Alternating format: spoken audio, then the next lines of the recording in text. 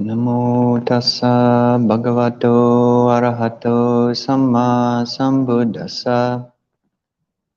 Namo tassa bhagavato arahato samma sambuddhassa. Namo tassa bhagavato arahato samma sambuddhassa. Buddhang dhammang sanghang namasami.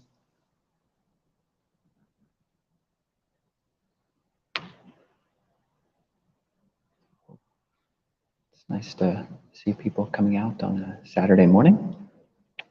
There's cartoons on TV, probably. You still came out, so that's great.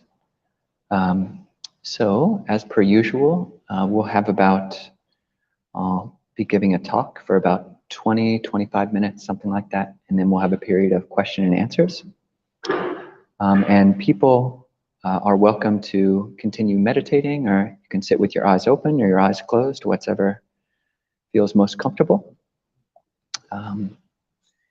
This morning, we'll have a continuation of a topic that we've been talking about for the last week, in which Tanisabo and I will continue to be giving talks on these Saturdays and on Wednesdays during our live stream and Zoom session on the topic of the five aggregates, the five khandha, which basically summarize in a Buddhist context, in the language that the Buddha used, the way to describe what it feels like, what it is to have this human existence. And those five aggregates are form, or just this body.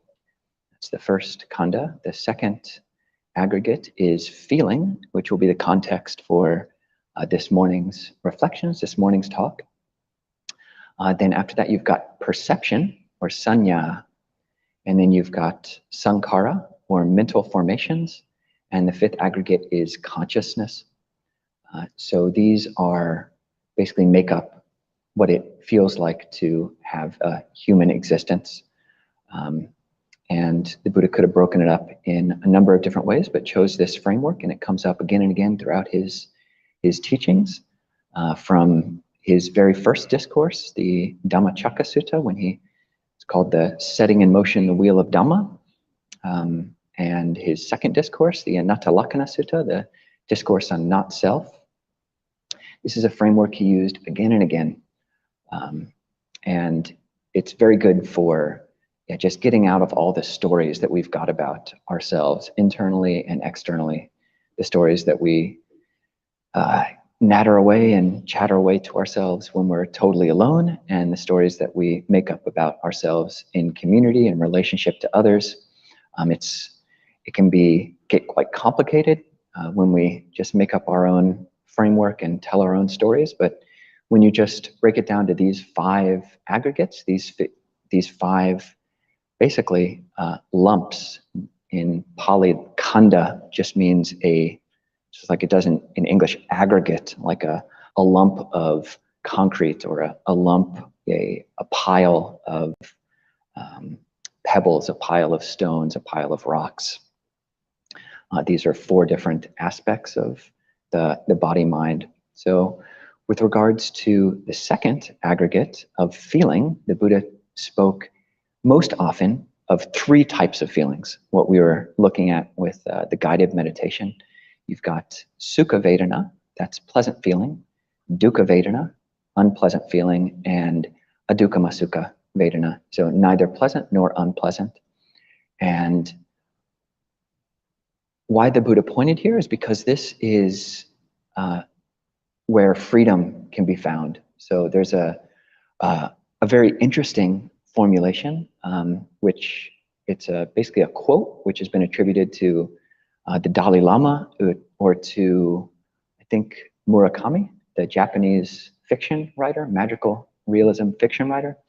And it's a very succinct quote, which I think does really encapsulate the Buddha's understanding and insight and a path to freedom. And that is that pain is inevitable, or pain is certain, but suffering is optional.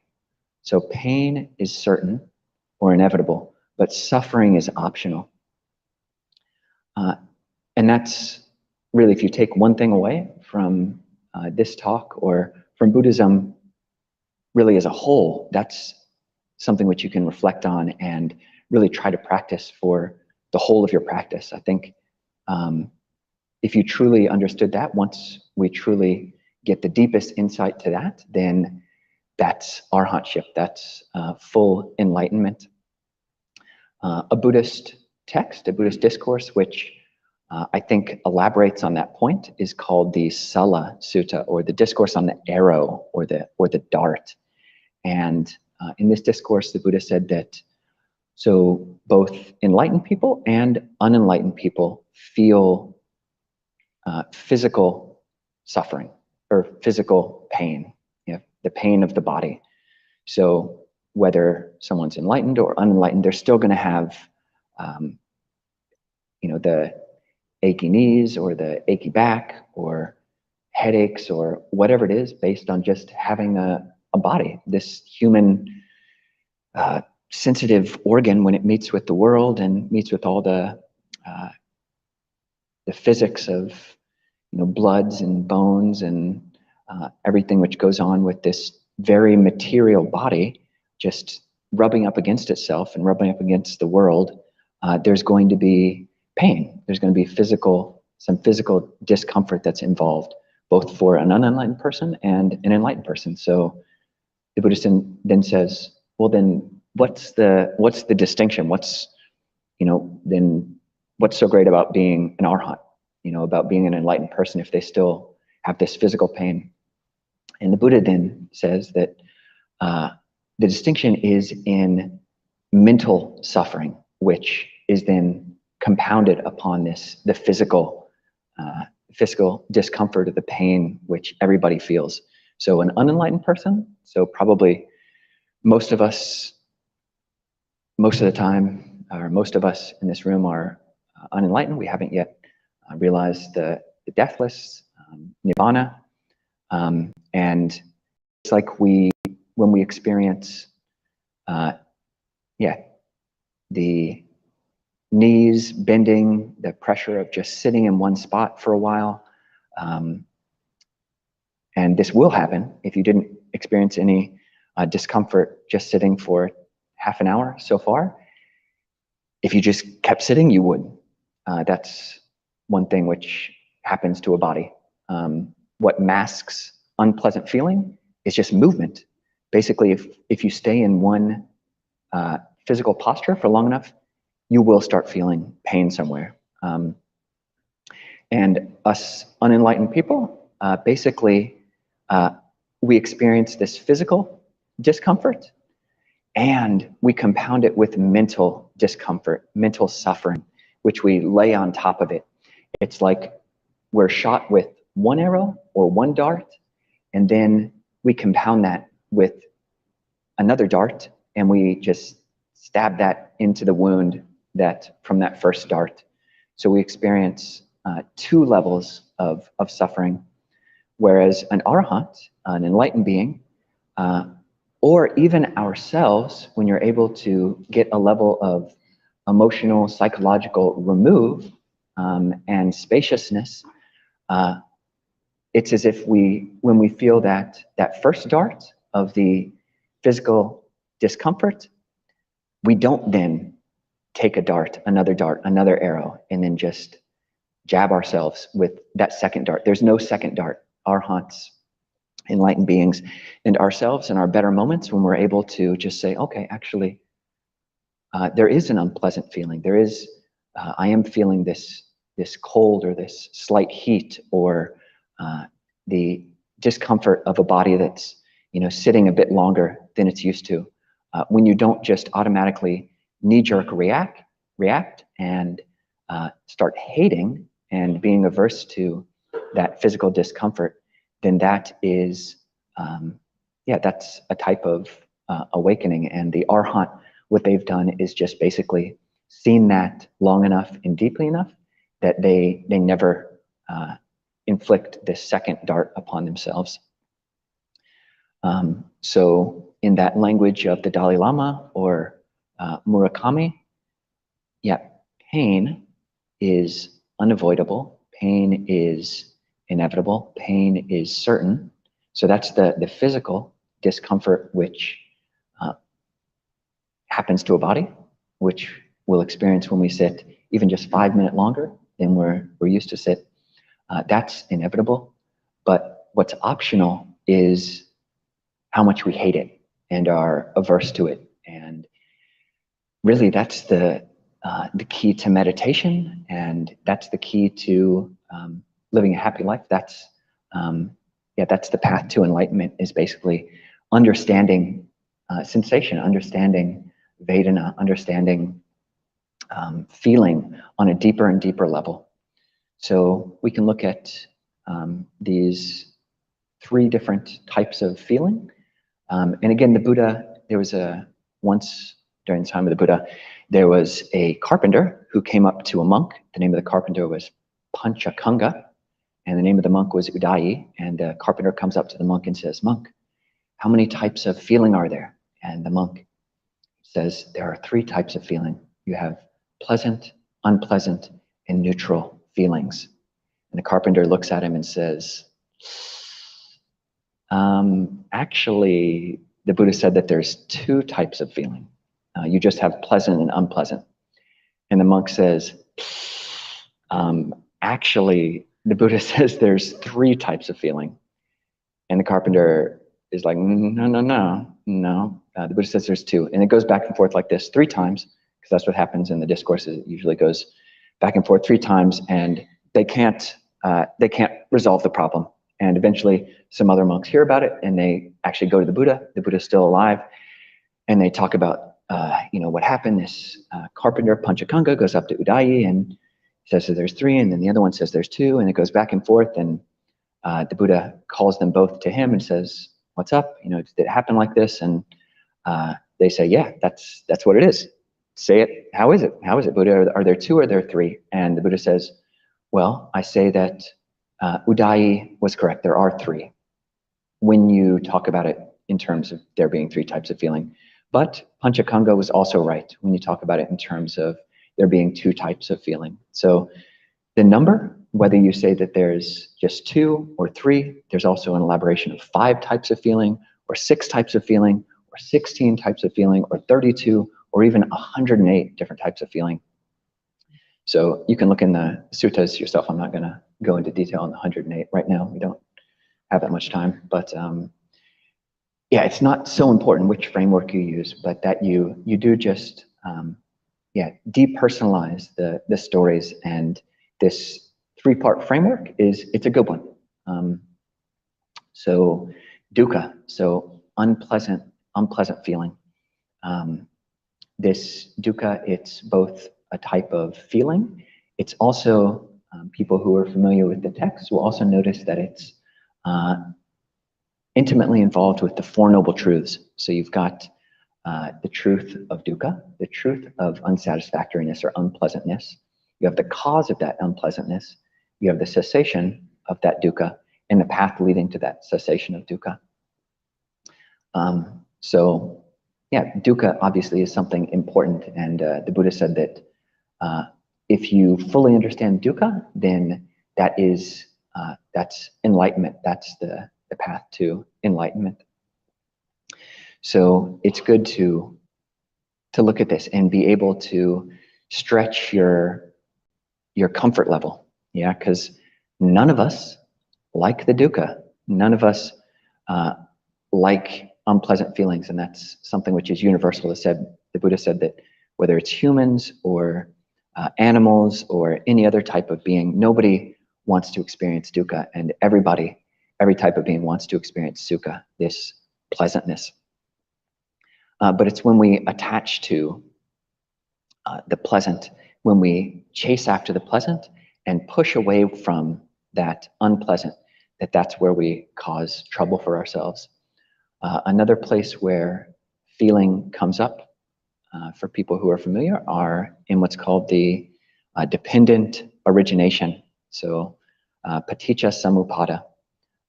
And people will maybe remember that Feeling there leads to craving, and craving leads to clinging, which leads to becoming, which leads to birth, which leads to even more suffering. So the Buddha said that there can be two results of suffering: either more suffering, so we feel a little crick in our back and we compound it, or we search for an end to that suffering. So we search for a way out. Those are the two results of suffering. What do we do when we feel the uncomfort in our arms or in our legs? Do we just automatically react and move away from it and hate it, as we've been doing our whole lives, or do we actually cultivate patience and a willingness to accept that which is uncomfortable? And that becomes a strength, and it's a transferable strength.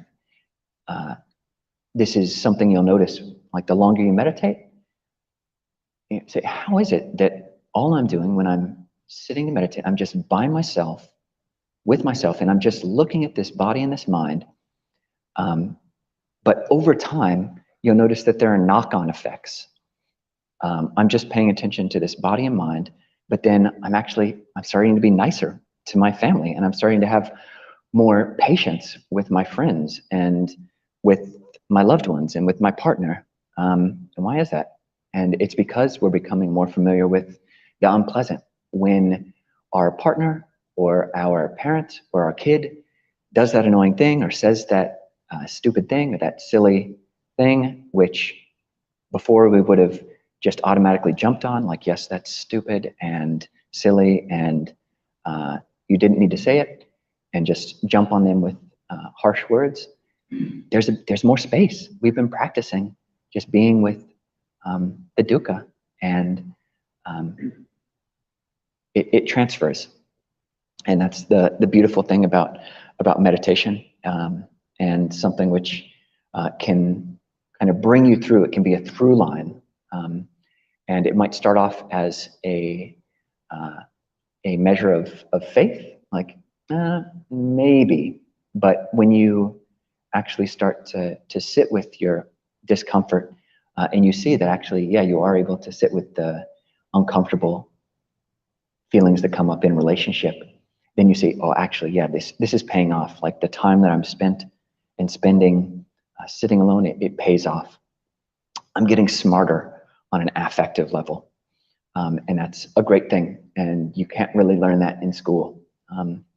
So you just have to learn it by the hard knocks, basically, staying with the discomfort when it comes up.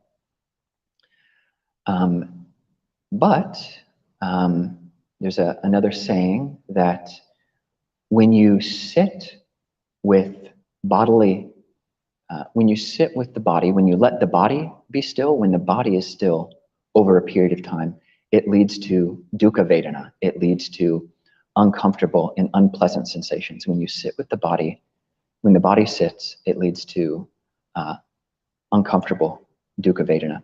But when the mind sits, when you let the mind still, when you let the mind just not move, that leads to sukha vedana. That leads to pleasant sensations. And that's also what we're practicing with meditation. So the Buddhist path, many people might come to it and you hear the Four Noble Truths. Life is suffering, which is not the best translation. There is suffering in life.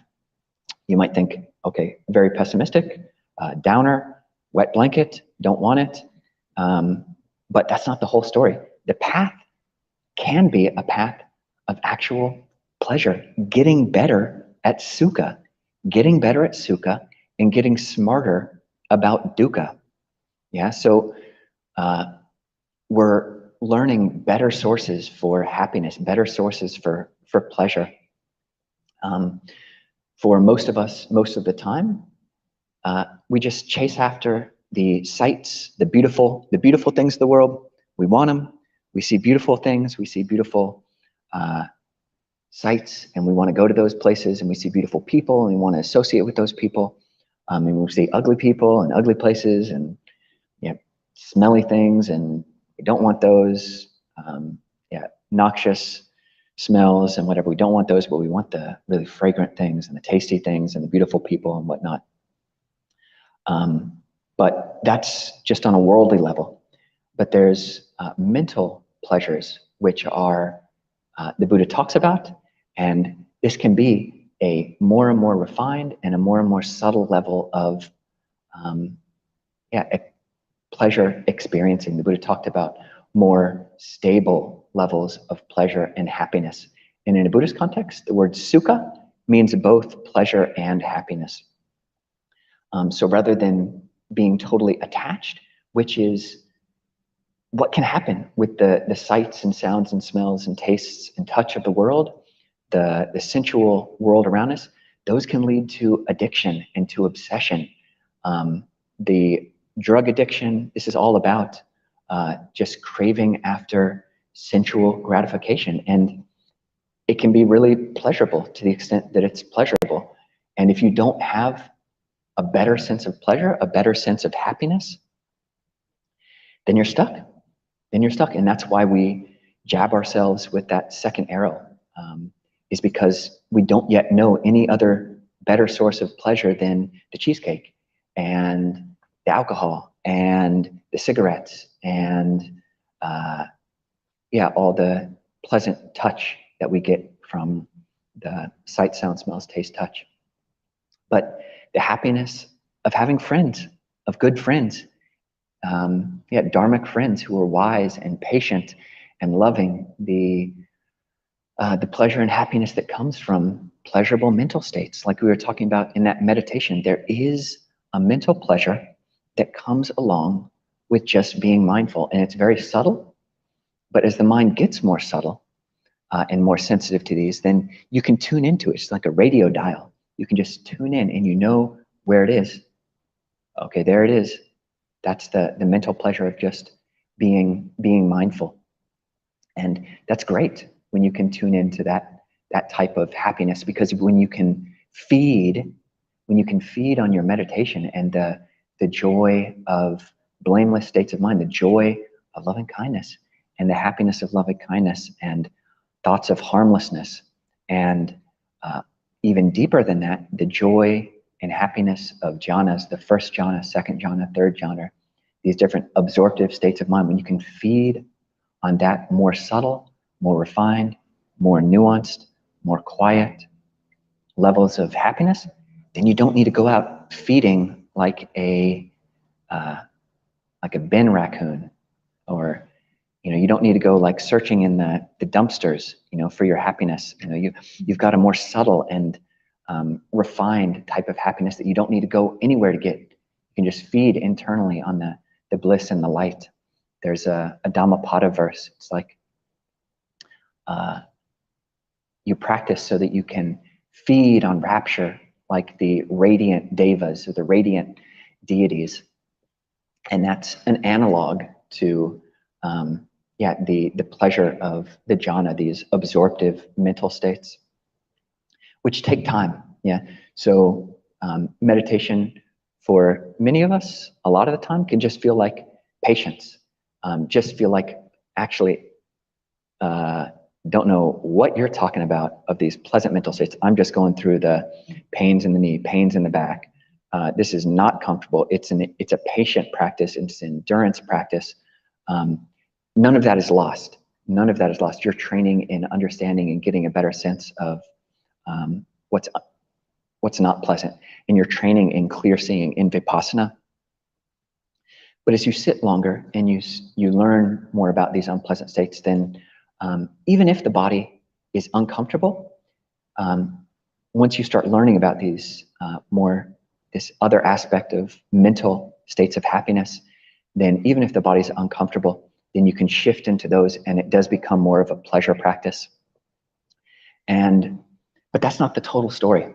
So like life, Buddhist life, enlightenment isn't just about meditating all the time and being in jhana all the time.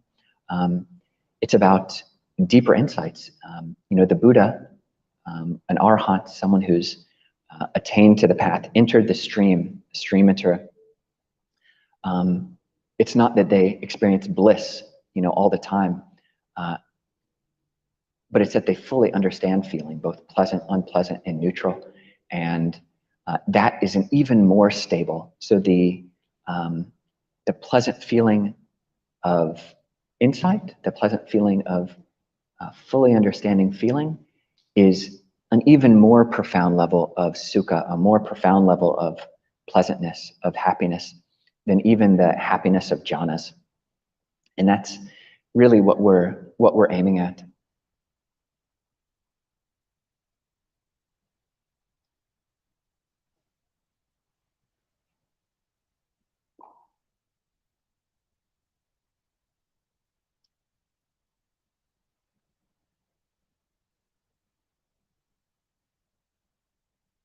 So yeah, just paying attention to feeling and accepting whatever feeling you're experiencing, and looking at all of them as a learning experience. And yeah, this is the direction that we want to go. It's just yeah, getting smarter about dukkha and getting better at sukha. Please charge the battery this low. Yeah, learning how to do that. That's what the Buddhist path is about. Yeah, recharging the inner battery. So with that, and I'm not sure if we've got a chord for that or not, but we can leave the all me talking and open it up to questions. Please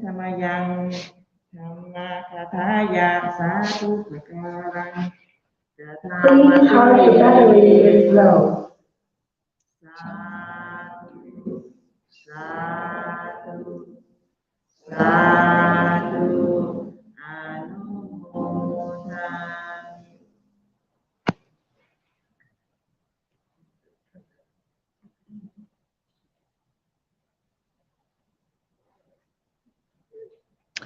Can everybody hear me? Just in case the speaker totally dies. Yeah? Okay, great. Please charge the battery this low.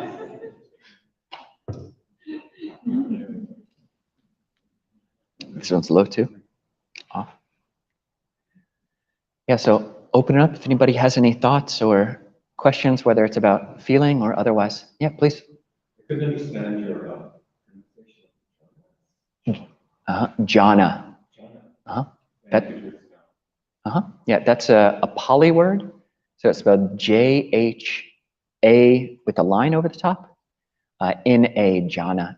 And it's, if you've heard, Zen meditation. So Zen is the Japanese for the Chinese word chan, which is the Chinese word for the Sanskrit Pali word jhana or dhyana.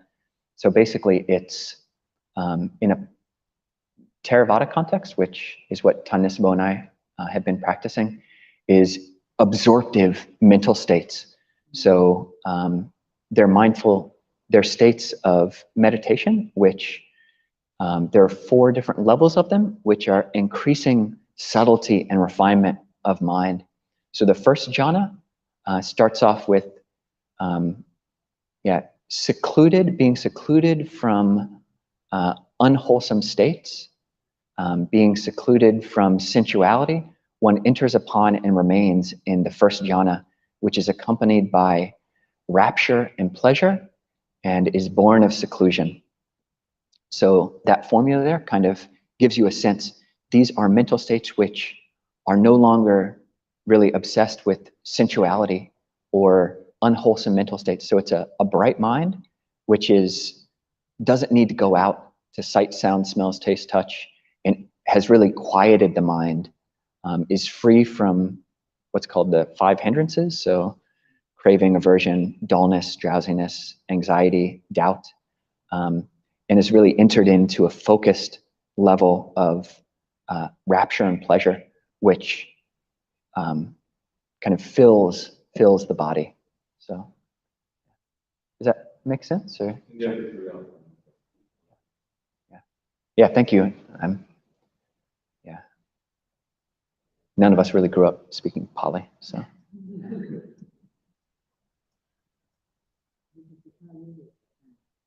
jhana, chan. Yeah, so the commentaries have 3 different types of concentration which lead to jhana. So you have khanika samadhi, or momentary collectedness, and then you've got approach, khanika,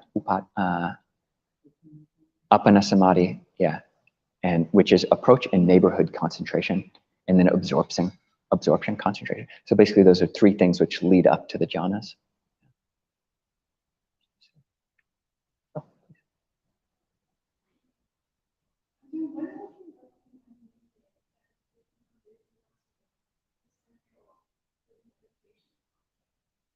When? Really, I think it depends on the person, and it depends on your affinities. So like certain meditation traditions, like the Goenka tradition, which is probably one of the most well-known meditation traditions, they base, well, S.N. Goenka teaches his main meditation of vipassana is focused on vedanā-khandha. So observing feelings, basically watching, somewhat similar, very similar to what we did, basically watching the feelings from the top of the head down to the soles of the feet and back and forth. And in his method, that's it. That's from the beginning. Well, you learn, you do a different type of meditation on the breath for the first 3 days of a 10-day Goenka retreat. And then on the 3rd day or the 4th day, you learn this recollection or paying attention to feelings. And then that's it. You just stay with that until enlightenment. And that works for many people. But the Buddha didn't say that's not the only vehicle. And that's one of the satipatthana, one of the foundations of mindfulness. But there are others. You can watch mind is mind, or look at the body in and of itself, or look at mental factors, thoughts in and of themselves. And actually being able to be familiar with techniques in each of those different foundations of mindfulness can be really useful if you're trying to take your practice into your daily life, because it's not always going to be the case that paying attention to feelings, and in my experience, certainly not the scanning, that just, if you're trying to scan your body all the time, people, I don't know if they can tell, but if someone has that's their only method of meditation, you can become a little bit unbalanced, and then people start thinking you're weird. So, yeah. So does that answer your question? Yeah. Just, no, please.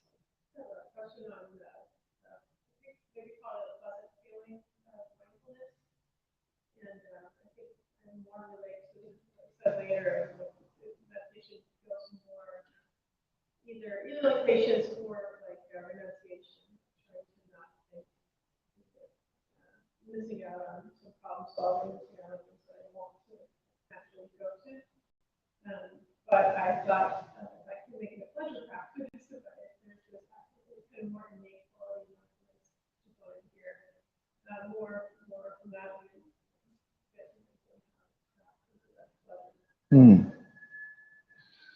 Yeah, so Moffat? Yes. Moffat's question was about, yeah, understandably, like the pleasure practice just sounds great. And like, how does one like focus more in that direction? And you can, and when that's working, then that's wonderful, because it's pleasant. But yeah, not becoming attached to that is a good thing. Being able to share, okay, when it's not working, then okay, being okay, this is uncomfortable. But one of the ways to lead into that pleasure practice are through concentration or samadhi or collectedness. So basically having one object of meditation and making that as simple and as unified and as more and more coalescing and bringing in of your whole experience of mind and body into this one object, this oneness, this unification of mind, ekagata. So you can do that with the breath. Yeah. So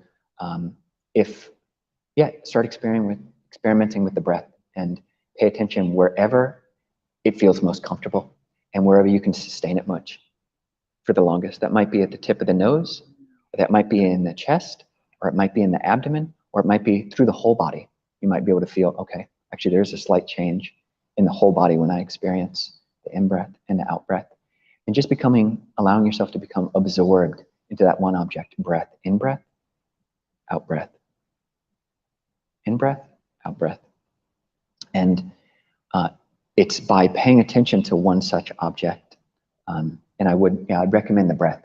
And you could find lots of teachings on the breath. I'd recommend one teacher named Thanissaro Bhikkhu at Wat Metta. It's got dhammatalks.org. His main method, what he teaches most is breath meditation. And he teaches going into the jhanas, basically pleasure practice. So he has tons of talks online, and you can just find one that's called The Pleasure of Practice, or Breath is Pleasure, or pleasure. If you do go to dhammatalks.org and then do a find, because there are probably thousands of talks, and just do pleasure or joy or happiness. And then it'll give you bunches of talks. So.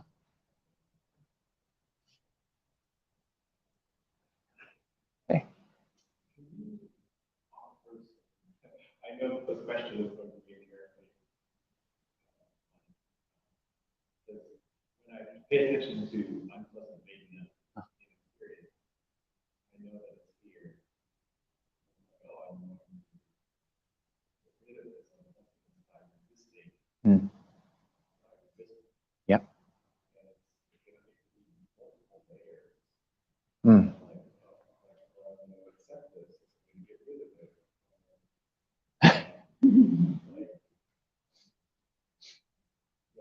It's like holding a mirror.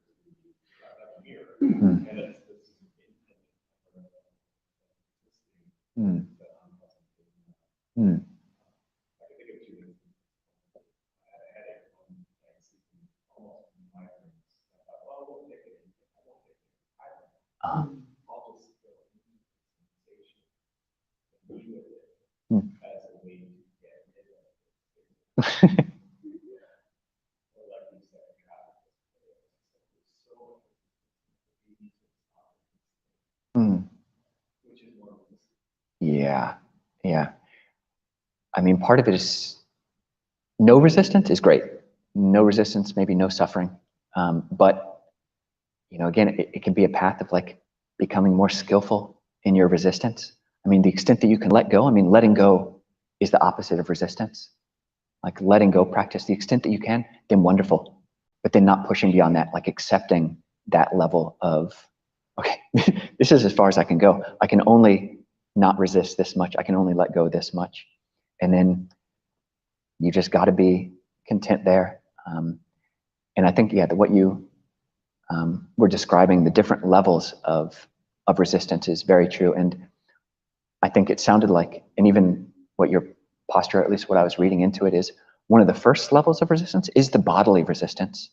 Yeah, the physical resistance, the physical holding on, the musculature of your face. If it's a difficult interaction with somebody, the muscular around your face, around your eyes, around your shoulders, just tenses up.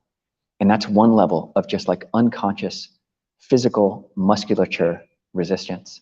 And that's something which can be you can learn skills to let go of that level of physical kaya resistance. So that's a good place to start. The physical, look through the whole body. Okay, where is the physical resistance? And where are the tendons tight? It's in my face, in my shoulders, around my mouth, whatever it is. And then, I can let that go to whatever extent I can. And then after that, you can look at the other levels of psychological resistance. Okay, the body is somewhat calm, but there's still, I don't want to be in traffic, or, I want to let go of this headache. And Yeah, the Buddha didn't just teach one technique. It really is, Ajahn Chah gave instructions to Ajahn Sumedho, the first Western disciple. Ajahn Sumedho came and asked Ajahn Chah, what meditation object should I practice? And Ajahn Chah said, what do you do? And he says, oh, I practice this questioning, like who is knowing or what is the knowing? And Ajahn Chah had never heard of that. But he said, is it working? Ajahn Sumedho said, yes. And he said, okay, keep going with that. So it's like a practical path, like whatever you do to get to that letting go, to like circumvent or let go of that resistance and keep going with it. And part of practice is creativity, like figuring out what works for you. And the Pali Canon is big.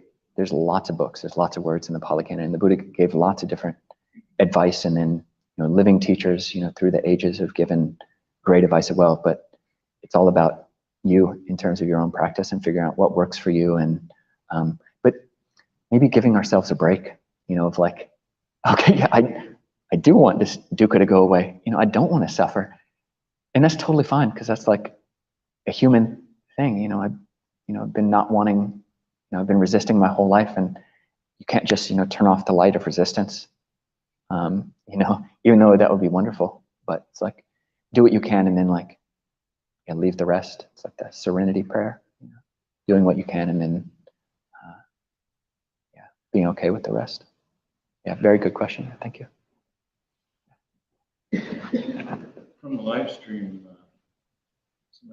would you speak a bit more about the unification of mind, please? How is it experienced in the mind? Is it an experience of joining with the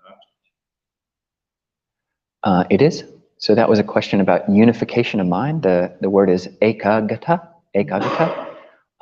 and it is usually translated as, well, depending on who you go to, it can be translated as one-pointedness, or as unification, or even as like collectedness. Eka means one, agata, or gata means gone to, agata, come to one-pointedness.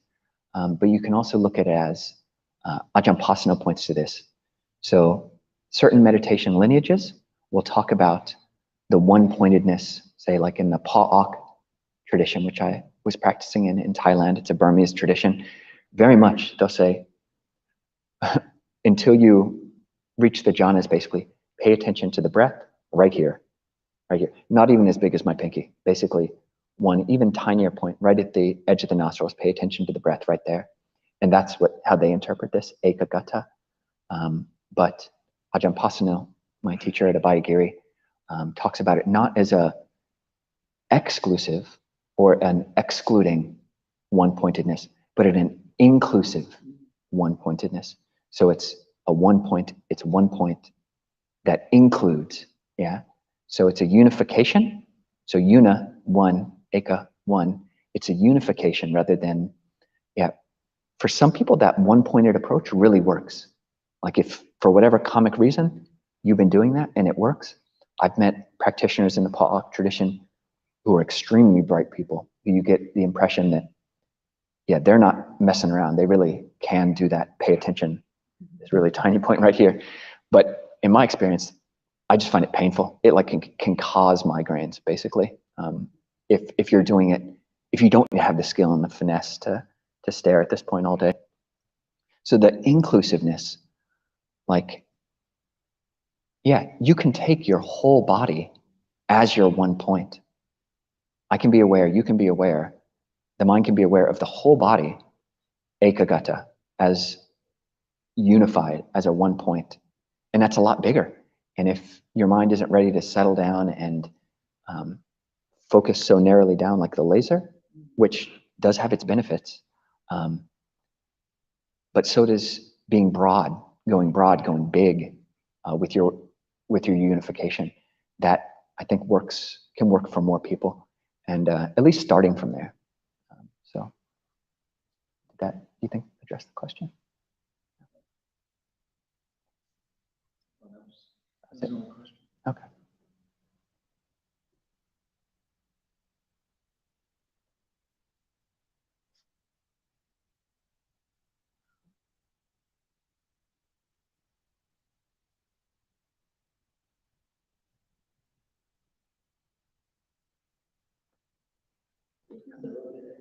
What's that? He's actually in Metal Valley. With his parents have a piece of land up there, and he, along with several of the other people who come on these days, I think Katie and Rahul and some others are there. He'll be teaching a day-long retreat out there tomorrow, and they're just camping at the moment. So he'll be back on Monday. Yeah. So it's just been me for the last 2 days. What's that? Doing good? Okay, good, good. Yeah. It was a bit intimidating on an alms round yesterday. Yeah. I had a somewhat unpleasant interaction with a person, and yeah, experiencing dukkha, vedana with someone, and yeah, trying to really like recenter, myself with that. So yeah, the practice is everywhere. It's not just on the cushion. So thank you for the bit of, yeah. Thanks.